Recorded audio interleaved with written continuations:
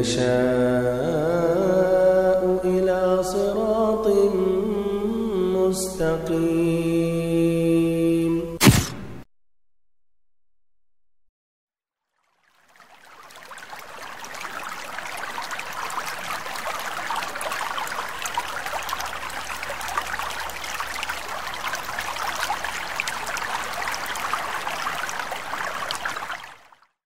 الحمد لله رب العالمين، والصلاة والسلام على أشرف الأنبياء وسيد المرسلين نبينا وحبيبنا وقدوتنا وإمامنا محمد وعلى آله وصحبه أجمعين، أما بعد. فسبحانك اللهم لا علم لنا إلا ما علمتنا إنك أنت العليم الحكيم. اللهم علمنا ما ينفعنا وانفعنا بما علمتنا وزدنا علما نافعا وعملا صالحا يا رب العالمين. اللهم أرنا الحق حقا وارزقنا اتباعه وأرنا الباطل باطلا وارزقنا اجتنابه. ساری تعریفیں اللہ رب العالمین کے لیے ہیں اور مکمل ترین پورے طور پر درود و سلام اس کے رسول، اس کے حبیب، ہمارے امام، ہمارے سردار محمد صلی اللہ علیہ وسلم پر، آپ کی آل پر، آپ کے اصحاب پر، اور اس پر جس نے قیامت تک آپ کا راستہ اختیار کیا اور آپ کی ہدایت سے راہیاب ہوا. اور اللہ رب العزت سے دعا کرتا ہوں کہ ہمارا اور آپ سبھی کا انہی میں شمار ہو جنہوں نے آپ صلی اللہ علیہ وسلم کا راستہ اختیار کیا اور آپ کی ہدایت سے راہیاب ہوئے. آمین یا رب العالمین. محترم بھائیوں، معزز ساتھیوں اور عزیز بچوں، اور اس سے پہلے معزز علماء کرام، سعادت مندوں کی زندگی کیسی ہوتی ہے اور وہ سعادت مند کون ہیں، انشاءاللہ اس ٹاپک پر ہمارا یہ موضوع ہوگا.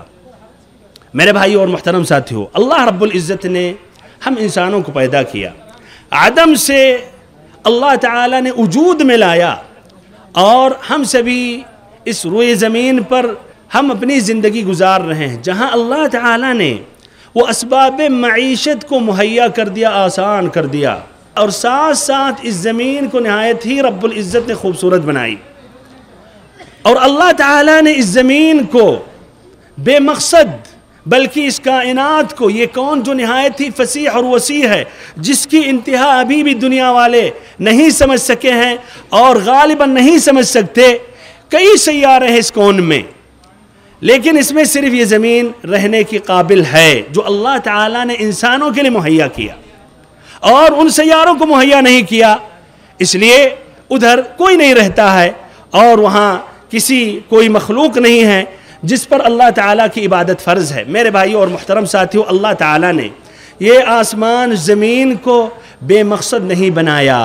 فرمایا رب العزت نے وَمَا خَلَقْنَا السَّمَاءَ وَالْأَرْضَ وَمَا بَيْنَهُمَا بَاطِلًا ذَلِكَ ظَنُّ الَّذِينَ كَفَرُوا فَوَيْلٌ لِلَّذِينَ كَفَرُوا مِنَ النَّارِ. وَمَا خَلَقْنَا السَّمَاءَ وَالْأَرْضَ وَمَا بَيْنَهُمَا بَاطِلًا. آسمان اور زمین کو ہم نے بے مقصد نہیں بنایا، پیدا کیا، اس کو ہم نے وجود میں لایا. وَمَا خَلَقْنَا السَّمَاءَ وَالْأَرْضَ وَمَا بَيْنَهُمَا. آسمان اور زمین کے درمیان بھی جو کچھ رب العزت نے بنایا، پیدا کیا، یہ بے مقصد نہیں ہے. ذَلِكَ ظَنُّ الَّذِينَ كَفَرُوا. یہ کافروں کا گمان ہے، ان کا خیال ہے، نا علمی کی وجہ سے سمجھتے ہیں کہ بے مقصد ہے. اور آج وہ کافی ان کی تعداد ہے جو کہتے ہیں یہ بے مقصد آسمان اور زمین پیدا کیے گئے ہیں، یا بغیر خالق، بغیر رب کے ایجاد کیے ہوئے وجود میں آ گئے ہیں. ذَلِكَ ظَنُّ الَّذِينَ كَفَرُوا فَوَيْلٌ لِلَّذِينَ كَفَرُوا مِنَ النَّارِ. تو کافروں کے لیے آگ کی وعید ہے. ایسے ہی فرمایا رب العزت نے دوسرے مقام پر وَمَا خَلَقْنَا السَّمَاءَ وَالْأَرْضَ وَمَا بَيْنَهُمَا لَاعِبِينَ. کہ ہم نے آسمان اور زمین کو کھیل تماشا نہیں بنایا ہے. میرے بھائیوں، تو اللہ تعالیٰ نے ہم انسانوں کو ایک عظیم مقصد کے لیے بھیجا ہے، اور یہ عظیم مقصد کو پورا کرنے کے لیے اس زمین کو رب العزت نے سجایا. ایسے ہی جنوں کو بھی اسی عظیم مقصد کے لیے پیدا کیا اور اللہ تعالیٰ نے انہیں بنایا. اللہ تعالیٰ نے فرمایا، اور یہ ہم سبھی کے لیے واضح ہے، لیکن بہت ہیں وہ لوگ جو پریشان ہیں، اپنے مقصد کو نہیں سمجھ پاتے ہیں، اور اس کے طرف اشارہ کروں گا اور کچھ مثالیں بھی پیش کروں گا. تاکہ آپ اللہ تعالیٰ کا شکر کریں جس نے آپ کو فری میں یہ اسلام کی دولت سے نوازا اور آپ کو پھر اس کے بعد آپ کے مقصد کو آسانی سے سمجھا دیا۔ فرمایا رب العزت نے وَمَا خَلَقْتُ الْجِنَّ وَالْإِنسَ إِلَّا لِيَعْبُدُونَ، کہ ہم نے تمام جنوں اور انسانوں کو محض صرف اور صرف اپنی عبادت کے لیے پیدا کیا۔ تو بھائیو، اللہ تعالیٰ نے ہم سبھی کو ایک عظیم مقصد کے لیے پیدا کیا۔ ہم ایک مقصد کی طرف بڑھتے چلے جا رہے ہیں اور ہماری زندگی کا مقصد ہم سبھی کے لیے واضح ہے۔ اور اللہ تعالیٰ نے ایسے ہی فرشتوں کو بھی اپنی عبادت کے لیے پیدا کیا، انہیں نور سے اللہ تعالیٰ نے پیدا کیا، اور یہ ادنا بھی اللہ رب العزت کی مخالفت نہیں کرتے۔ لا يعصون اللہ ما امرهم ويفعلون ما يؤمرون، ان کی تعداد اللہ تعالیٰ کے سوا کوئی نہیں جانتا۔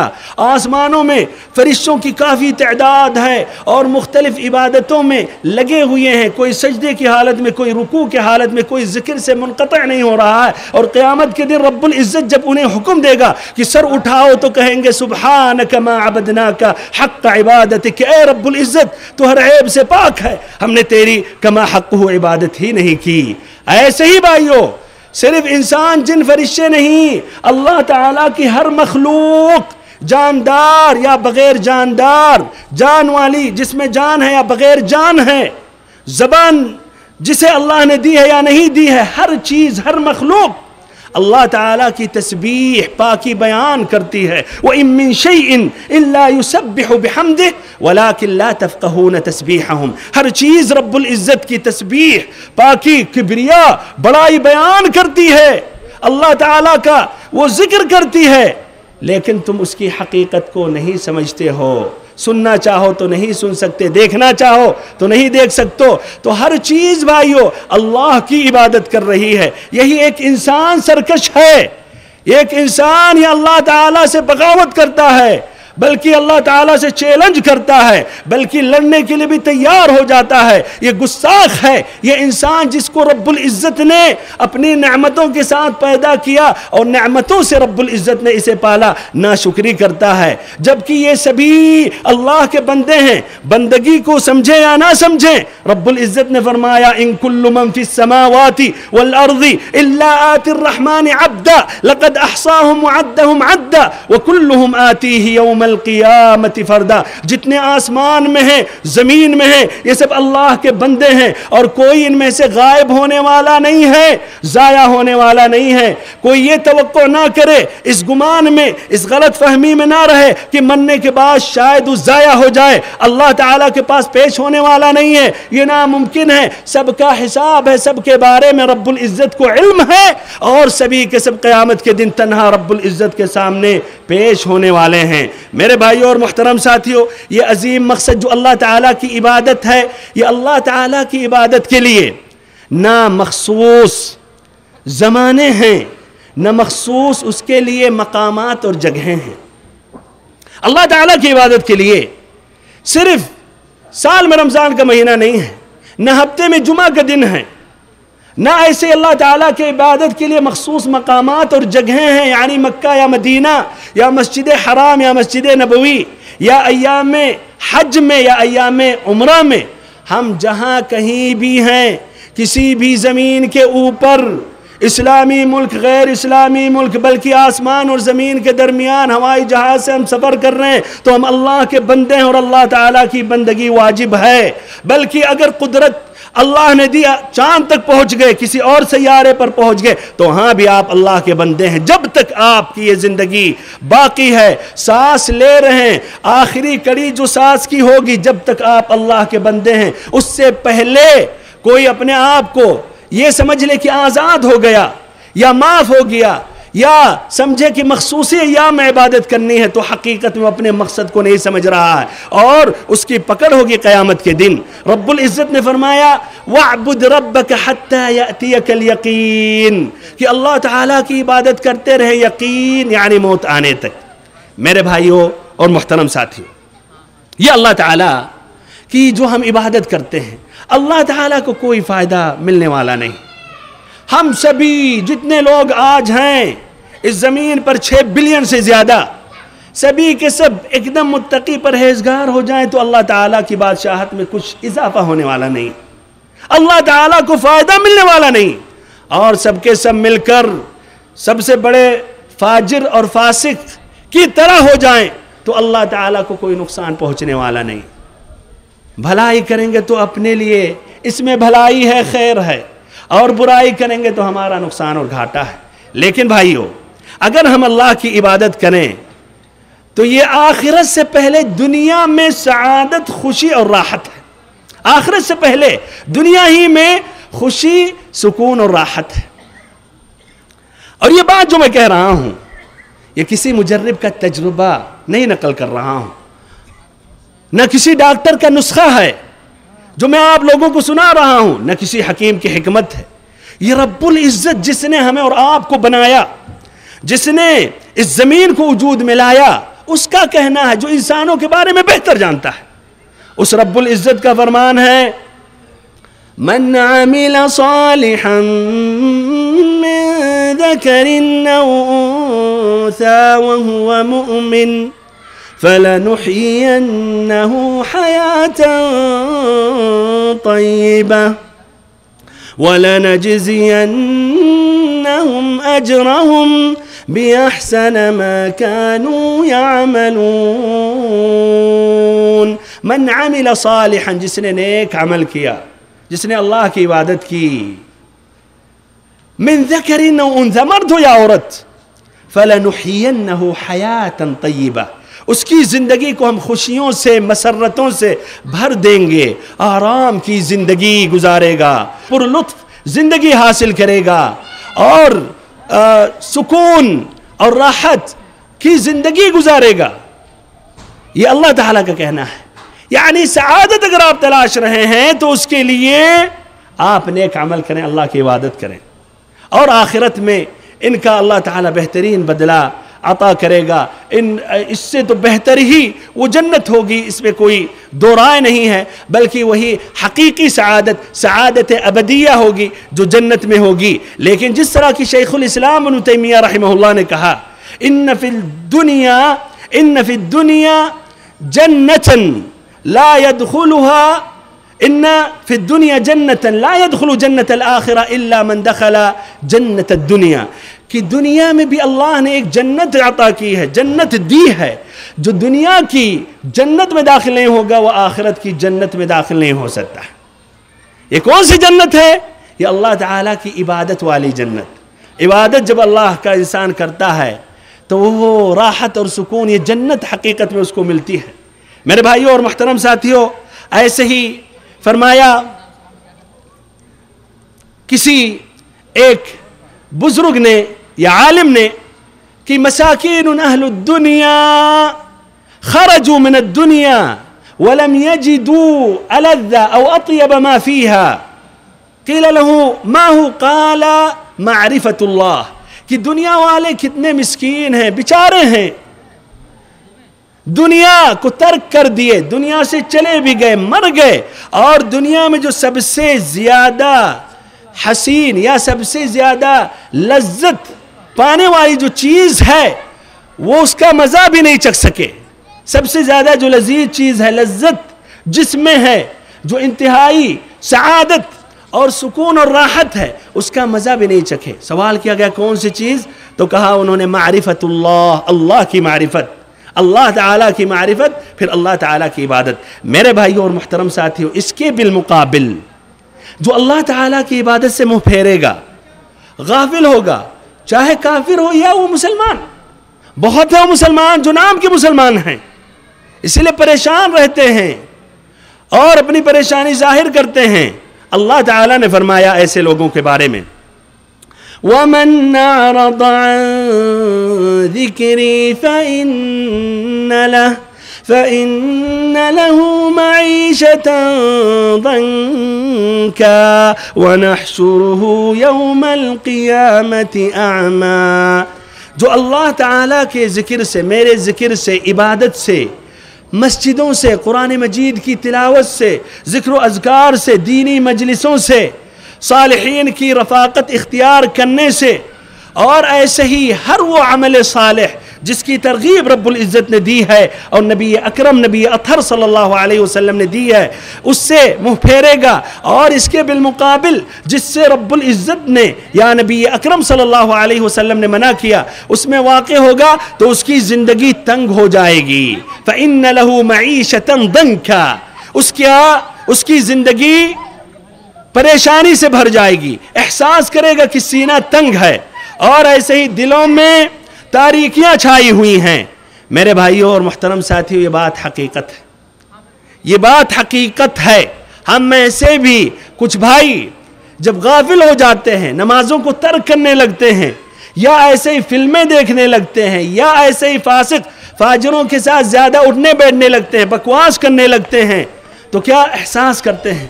نیند نہیں آتی ہے، بے چینی اور ایسے ہی پریشانی ظاہر ہونے لگتی ہے، اور چہرہ بھی گواہی دینے لگتی ہے۔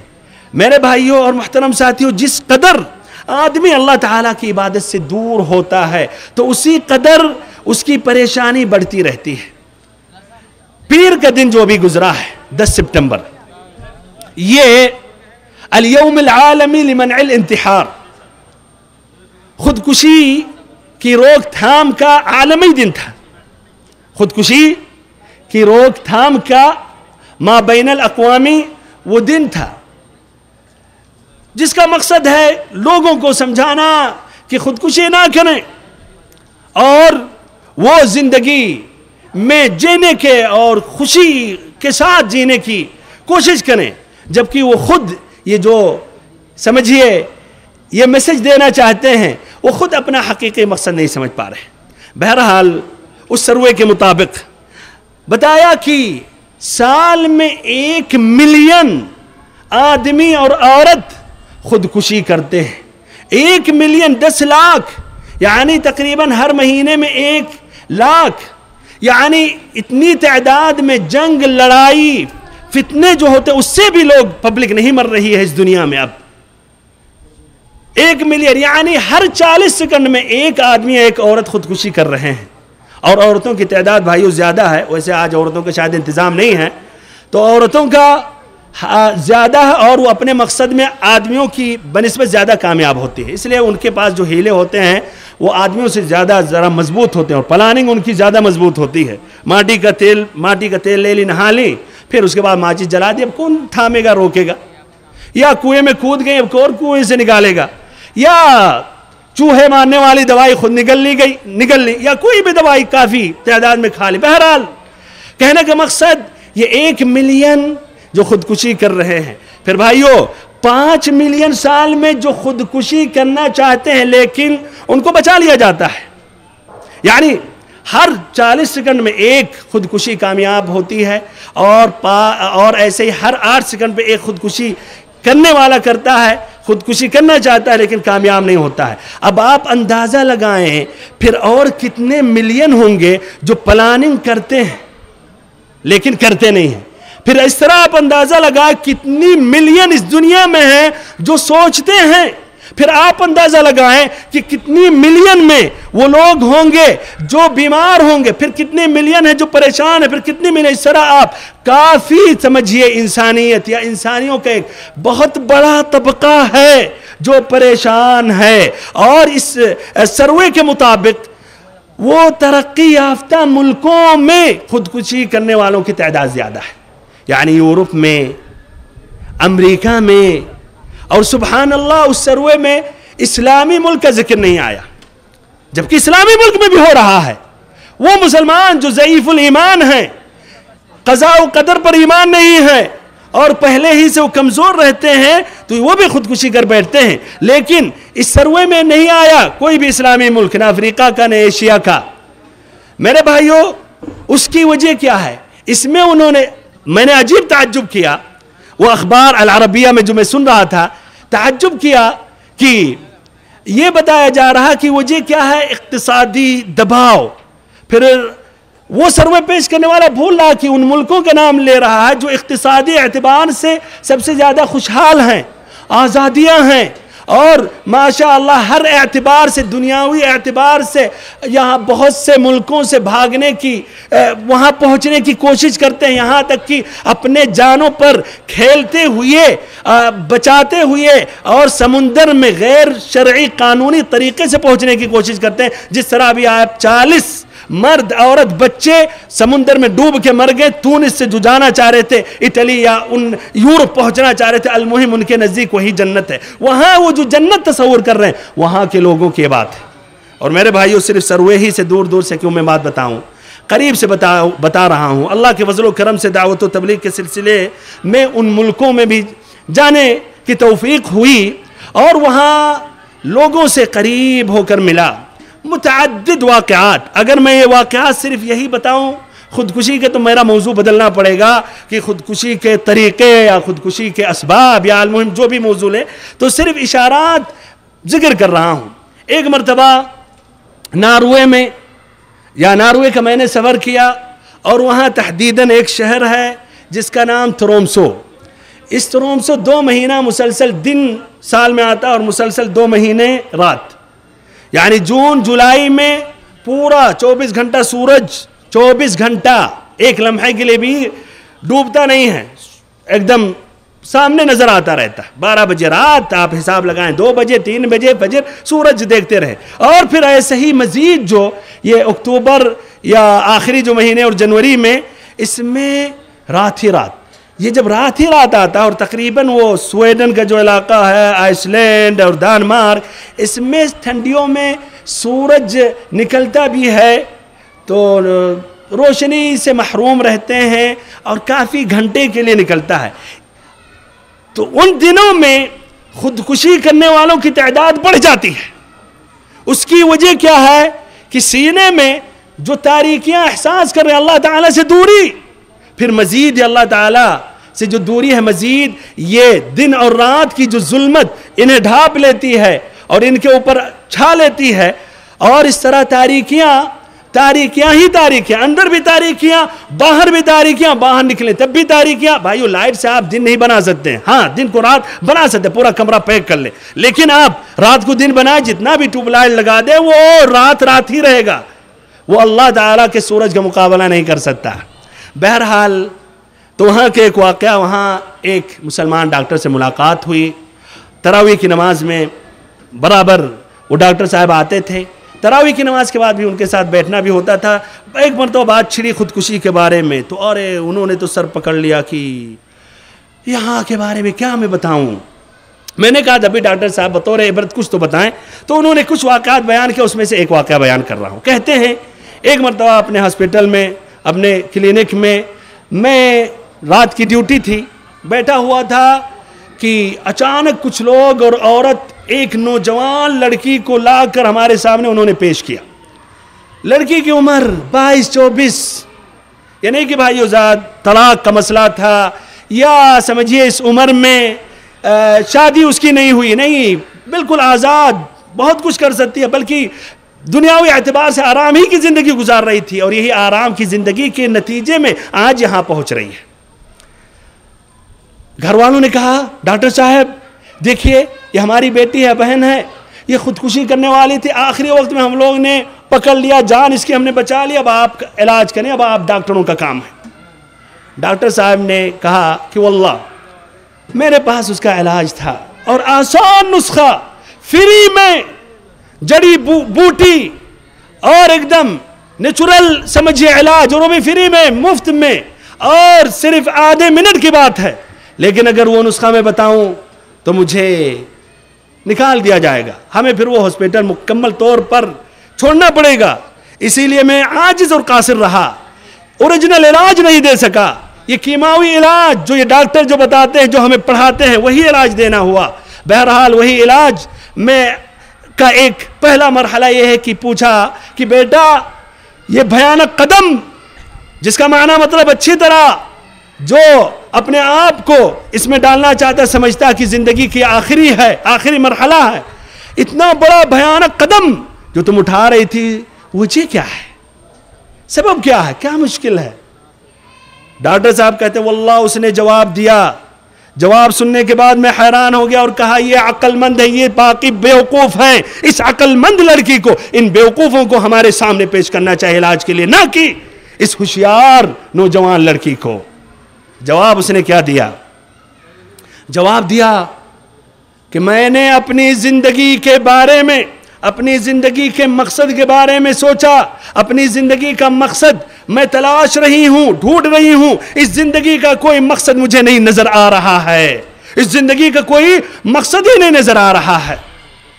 یہی ماحول ملا اس بیچاری کو، یہی ماحول ملا۔ آپ تصور کیجئے بھائیو، الحمدللہ فری میں اسلام مل گیا، ہمیں احساس نہیں ہے، لیکن تصور کریں ایک منٹ کے لیے، اور اگر ممکن ہے تو آنکھ بند کر لیں اور گویا آپ اس راستے پر چل رہے ہیں اور اللہ، عبادت، دین، نماز، یہ سب کو ہٹا دیں کچھ لمحے کے لیے، یہ زندگی کیسی نظر آ رہی ہے؟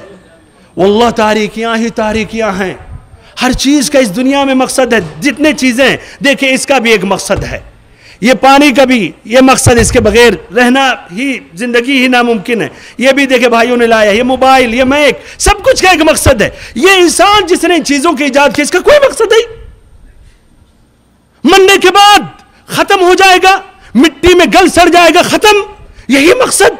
اللہ تعالیٰ نے خوبصورت زمین آسمان کو بنایا اور یہ انسان کا کوئی مقصد نہیں، واللہ وہ حقیقت میں اس کا سوچنا صحیح تھا، اور خودکشی کرنا بھی ہمارے خیال معقول تھا، اسلام اسے نہیں معلوم، بلکہ اسلام کے خلاف وہ تو جنگیں لڑتے ہیں، میڈیا نبی اکرم صلی اللہ علیہ وسلم کی توہین کر رہی ہے، کیوں؟ اس لیے جان رہی کہ حقیقی علاج، صحیح علاج اسلام میں ہے، تو اس کو مزید اس کو برا بھلا کہا جائے اور لوگوں سے اس سے روکا جائے تاکہ ان کے دلوں میں نفرتیں پیدا ہوں۔ بہرحال ڈاکٹر صاحب نے کہا کہ بہرحال اوریجنل علاج نہیں دے سکا، اور پھر ایک ٹیبلٹ ان کے لیے آتا ہے نفسیاتی جو بیماری، اس کو انہوں نے ترجمہ کیا عربی میں حب السعادہ کہتے ہیں، یعنی خوشی والا ٹیبلٹ، خوشی حاصل کرنے والا، تو اور کہتے ہیں اس کے کھانے سے ہاں آدمی کو ایک احساس ہوتا ہے کہ ماشاءاللہ خوش ہے، تو کہا کہ وہ ہم نے لکھا اور وہ حصہ کھاتی رہی، لیکن ایک مرتبہ اپنے مقصد میں کچھ دنوں کے بعد کامیاب رہی، وہی جو علاج کے طور پر ڈاکٹر صاحب نے دیا تھا، وہی کئی اس نے گولیاں، ٹیبلٹیں اس نے نگل لیا، پھر اس کے بعد نگل لی اور اس کے بعد اپنے مقصد میں وہ کامیاب ہو گئی، اس لیے اپنی زندگی کو مقصد نہیں سمجھ سکی۔ میرے بھائیوں اور محترم ساتھیوں، ایسے لوگ ہیں جو پریشان ہیں، اور یہ بھی بتایا ان بھائیوں نے کہ پہلے نیوز پیپر اخباروں میں بتایا جاتا فلاں نے خودکشی کی، اس نے ایک خودکشی کی، کسی نے پھانسی دی، کوئی پل کے اوپر سے سمندر میں پھینک دیا، لیکن اب کہہ رہے ہیں کہ نہیں، اب آخری میں اب کوئی بھی اعلان خبر نہیں ذکر کرتے۔ تو میں نے کہا کیوں؟ تو کہا کہ اس سے اور لوگوں کی ہمت بڑھے گی، اور لوگوں کی ہمت بڑھے گی، گویا اور لوگوں کو آپ ہمت دے رہے ہیں کہ تم بھی کرو آگے بڑھو۔ اور وہاں یہی تورمسو کا جو شہر ہے، جو پل ان کا جو اونچا ایک نہر پر پل تھا، وہاں انہوں نے دکھایا کہ، اور خود میں نے دیکھا، جالیاں لگا رہے تھے لوہے کے، اس لیے کہا کہ ان دنوں میں خصوصاً لوگ یہاں یہ جو سب سے اونچا جو پل جو ہے سب سے اونچا جو ادھر ہی سے چھلانگ لگاتے تھے اس سمندر میں، نہر نہیں سمندر میں، تو اس کو اونچا کر دیے گورنمنٹ، اس لیے لوگ یہاں آ کر خودکشی نہ کریں۔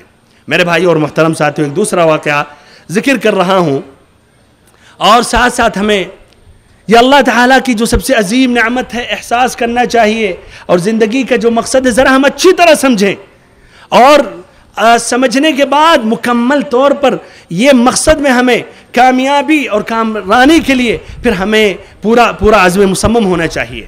ایک واقعہ ایک دوسرے ملک کا، اس سے بھی اونچائی پر ایک ہے آئس لینڈ کا علاقہ، وہاں ایک نوجوان کا واقعہ ذکر کیا۔ یہ نوجوان جو 20 سال کی عمر، 18 سال کی عمر، نوجوان اپنے آپ کو اس عمر میں اپنے آپ کو بادشاہ سے کم نہیں سمجھتے، خاصتاً اس جوانی میں، اگر جس طرح کی شاعر نے کہا ان الشباب والفراغ والجدہ مفسدۃ للمرء ای مفسدہ، یہ جوانی کے ساتھ اگر مال ہو اور ایسے ہی وقت ہو، اور اکثر نوجوانوں کے پاس وقت ہوتا ہے، پڑھائی کے علاوہ باقی خالی رہتے ہیں، اور وہ بھی پڑھائی کیا کرتے ہیں، وہاں جہاں انٹرنیشنل اسکول جہاں خلط ملط ہوتے ہیں لڑکے لڑکیوں کو، تو وہ کہانیاں آپ جانتے ہیں کہ کیا کیا ہوتے ہیں، بہرحال اس کے علاوہ خالی رہتے ہیں۔ تو اگر اس کے ساتھ اگر مال آ گئے تو بربادی کی یہ انتہا ہے، خلاص پھر برباد ہونے بہرحال لیکن نوجوان اپنے آپ کو عقل مند سمجھتے ہیں، جو بھی ہو اپنے آپ کو خود سمجھتے ہیں، اپنے من سے آنا جانا کھانا پینا چلنا والدین کو اپنے کنٹرول میں رکھتے ہیں، نہ کہ والدین ان کو اپنے کنٹرول میں رکھتے ہیں۔ بہرحال تو اس میں آدمی یا نوجوان کبھی آ کر کہے میں پریشان ہوں اور میں بیمار ہوں، یہ ہمارے لیے تعجب کی بات ہے، لیکن وہاں کے لیے تعجب کی بات نہیں ہے۔ یہ نوجوان کمپنی میں اپنی کمپنی میں دیکھا ایک مسلمان کو نماز پڑھتے ہوئے، سبحان اللہ نماز وہ آگے پڑھ رہا ہے، پیچھے کھڑا ہو گیا پریشان، دیکھنے لگا تو دیکھتا رہا، نماز وہ پڑھ رہا ہے لیکن احساس یہ ہو رہا ہے کہ میں جیسے کہ اللہ تعالیٰ کی طرف سے ایک روحانیت اسے مل رہی ہے، روحانیت چھا رہی ہے اور اسے سکون مل رہا ہے، اسے احساس ہو رہا، مزہ مل رہا ہے، جس طرح کہ نبی صلی اللہ علیہ وسلم کو نماز میں مزہ ملتا تھا۔ اور آپ صلی اللہ علیہ وسلم جب پریشان ہوتے تو نماز کی طرف بھاگتے تھے اور کہتے تھے ارحنا بالصلاۃ یا بلال، اور آپ کہتے تھے وجعلت قرۃ عینی فی الصلاۃ، ہمارے آنکھوں کا ٹھنڈک اللہ تعالیٰ نے نماز میں عطا کیا۔ اور ایسے ہی آپ صلی اللہ علیہ وسلم کے بعد صحابہ کرام تابعین اور ان کے واقعات اس میں مشہور ہیں۔ بہرحال سلام جب اس نے پھیرا تو جا کر نوجوان وہیں گر پڑا اور کہا اللہ کے لیے آپ کیا کر رہے تھے؟ کہا میں نماز پڑھ رہا تھا۔ کہا کیا میں آپ کے بغل میں کھڑے ہو کر میں بھی نماز پڑھ سکتا ہوں؟ جس طرح آپ کر رہے تھے میں بھی کر سکتا ہوں؟ تو کہا کیوں نہیں؟ 2 رکعت اس نے مزید سنت یا نفل پڑھی، یہ بھی ساتھ میں جھکنے لگا، کھڑے ہونے لگا۔ دیکھیں بھائیو، شاید آپ کہہ رہے ہوں گے آپ یہ سعادت کی بات کر رہے ہیں نماز میں، لیکن ہم نے مغرب کی نماز پڑھی، کوئی سعادت سکون ہمیں نہیں اس میں نظر آیا۔ تو بھائیو اس کی وجہ یہ ہے کہ ہم نے اپنی نمازوں کو عادت بنا کر، عادت ہم سمجھ بیٹھے اور عادت سمجھ کے پڑھ رہے ہیں، نہ کہ عبادت سمجھ کے ہم پڑھ رہے ہیں۔ عادت ہو گئی، بچپن سے پڑھ رہے ہیں، یا بچپن میں زبردستی سے والدین نے پڑھایا تو ابھی بھی کمپنی میں لوگ متوا رہتے ہیں، یہاں بھی آگے تو پڑھنا ہی پڑھنا ہے۔ نہیں بھائیو، اگر ایسا ہے تو ظاہر بات ہے پھر وہ فرق نہیں ہے۔ بہرحال اس نوجوان سلام پھیرنے کے بعد کہا اچھا یہ بتاؤ تمہارا دین کون ہے اور کون سے دین میں یہ عبادت یا جو تم ابھی ایکسرسائز کر رہے تھے کون سی عبادت میں ہے؟ تو کہا یہ اسلام میں ہے۔ تو کہا ہمیں مسلمانوں کے پاس لے چلو۔ اسے لے جایا گیا وہاں کے المرکز الاسلامی میں، اور وہ بھی کوئی خوبصورت مسجد نہیں بھائیو، کہیے ایک مصلی ہے۔ وہ مصلی کو جب اس نے دیکھا تو کہا سبحان اللہ، کاش یہ چھوٹے سے کھلونے کی طرح ہوتا تاکہ اپنے گود سے لگا لیتا، اپنے سینے سے سٹا لیتا۔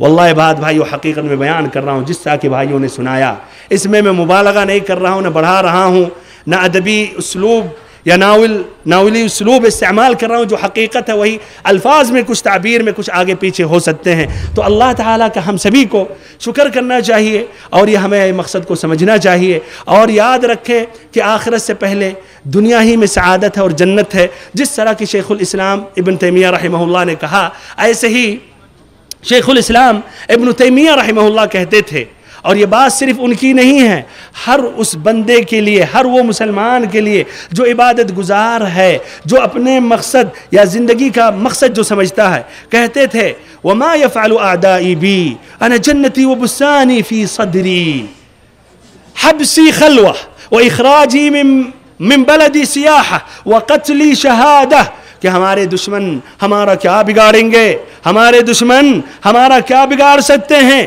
اگر ہمیں وہ جیل میں رکھیں۔ انا جنتی و بستانی فی صدری، میری جو جنت ہے یا میرا جو باغ اور ایسے ہی بغیچہ ہے وہ ہمارے سینے میں ہے، جہاں بھی جاؤں ساتھی میں ہے۔ اگر ہمیں وہ جیل میں ڈال دیں تو ہمارے لیے تنہائی ہے، اور اگر ہمیں قتل کر دیں تو ہمارے لیے شہادت ہے، اور اگر ہمارے شہر سے مجھے نکال دیں تو ہمارے لیے یہ سیر و سیاحت اور تفریح ہے۔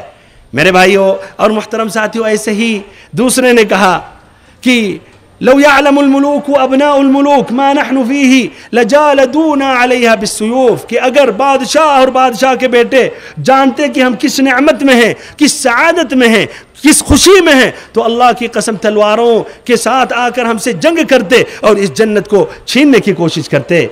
اللہ کی عبادت میں ہی سعادت اور لذت ہے، اللہ تعالیٰ کو یاد کرنے ہی میں سکون اور راحت ہے۔ فرمایا رب العزت نے ایک دوسرے مقام میں الذين آمنوا وتطمئن قلوبهم الذين آمنوا وتطمئن قلوبهم بذكر الله ألا بذكر الله تطمئن القلوب الذين آمنوا وعملوا الصالحات طوبى لهم وحسن مآب الذين آمنوا وتطمئن قلوبهم بذكر الله، جنہوں نے ایمان لایا اور ان کے دل میں طمأنینت، سکون، راحت حاصل ہوتی ہے، ملتی ہے جب اللہ کا ذکر کرتے ہیں، اللہ تعالیٰ کو یاد کرتے ہیں۔ الا بذکر اللہ تطمئن القلوب، یاد رکھو اللہ تعالیٰ کے ذکر میں طمأنینت قلب ہے، سکون دل ہے، راحت دل ہے۔ الذین آمنوا وعملوا الصالحات، جنہوں نے ایمان لایا اور نیک عمل کیا، طوبی لہم، ان کے لیے خوشیاں ہیں، ان کے لیے خوشیاں ہیں، سعادت ہیں، یہ آخرت سے پہلے بھائیو دنیا میں، وحسن مآب، اور ان کا بہترین انجام ہوگا۔ ایسے ہی فرمایا رب العزت نے ایک دوسرے مقام پر، فَمَن يُرِدِ اللَّهُ أَن يَهْدِيَهُ يَشْرَحْ صَدْرَهُ لِلْإِسْلَامِ وَمَن يُرِدْ أَن يُضِلَّهُ يجعل صدره ضيقا حرجا كأنما يصعد في السماء فمن يريد الله ان يهديه، جو اللہ تعالیٰ جسے ہدایت دینا چاہتا ہے اس کے سینے کو اسلام کے لیے، شریعت کے لیے کھول دیتا ہے، اور جسے ہدایت دینا نہیں چاہتا ہے اس کے سینے کو تنگ کر دیتا ہے اور آسمان کی طرف بڑھتے ہوئے چلا جاتا ہے، یعنی آکسیجن کم ہوتا رہتا ہے اور احساس کرتا ہے، گھٹن کا احساس کرتا ہے اور پریشان ہوتا رہتا ہے۔ یہ کافر کی مثال ہے اور مومن کی مثال ہے۔ اپنی بات بھائیوں میں ختم کر رہا ہوں۔ اللہ کے فضل و کرم سے اللہ تعالیٰ نے آپ کو روشنی میں پیدا کیا، جس طرح کی الغزالی کہتے ہیں، الغزالی رحمہ اللہ، کہ دو قسم کے آدمی ہیں، رجل مستيقظ فی الظلام او نائم فی النور، دو قسم کے لوگ ہیں۔ یا تو وہ آدمی جو اندھیرے میں جگے ہوئے ہیں، لیکن جگنے کا فائدہ کیا، اندھیرے میں کہاں جائیں، یا روشنی میں سوئے ہوئے ہیں، اور افسوس ہے کہ ہم مسلمان روشنی میں سو رہے ہیں۔ اللہ تعالیٰ نے روشنی دی ہے، ہدایت دی ہے، اسلام دی ہے، نبی اکرم محمد صلی اللہ علیہ وسلم کو اپنا امام بنایا ہے، ہم سبھی کہ امام محمد صلی اللہ علیہ وسلم ہے، اس کے باوجود اتنی روشنی کے بعد بھی ہم سوئے ہوئے ہیں، غافل ہیں۔ بھائیوں، اپنے مقصد کو دوبارہ یہ تجدید کریں، دوبارہ اس کو زندہ کریں اور اپنے مقصد کو مکمل طور پر پورا کریں، خالص اللہ تعالیٰ کی عبادت کریں اور اللہ تعالیٰ کی عبادت کرتے رہے مرتے دم تک، نبی اکرم صلی اللہ علیہ وسلم کی سنت کے مطابق۔ اور آپ جہاں کہیں بھی ہیں، اللہ کے بندے ہیں، اللہ تعالیٰ کی عبادت کے لیے نہ مخصوص جگہیں ہیں، نہ مخصوص اوقات ہیں، اور ایسے ہی دین اسلام کے تعلیم کو اپنائیں، اسی میں سعادت، اسی میں سکون، اسی میں راحت ہے۔ اللہ تعالیٰ سے ہم دعا کرتے ہیں کہ اللہ تعالیٰ ہم سبھی کو آخرت سے پہلے دنیا ہی میں جنت عطا کرے، ہم سبھی کو حقیقی سعادت نصیب کرے، اور ہم سبھی کو سچا اور پکا مسلمان بنائے، ہم سبھی کو نبی اکرم نبی اطہر صلی اللہ علیہ وسلم کے سیدھے اور واضح راستے پر چلائے، جب تک زندہ رکھے اسلام کی حالت پر، جب ہماری موت آئے تو ایمان کی حالت پر، اور ہم سبھی کو زندگی کے آخری لمحات میں لا الہ الا اللہ پڑھنے کی توفیق دے۔ وآخر دعوانا ان الحمدللہ رب العالمین، وصلی اللہم وسلم وبارک وانعم علی عبدک ورسولک محمد۔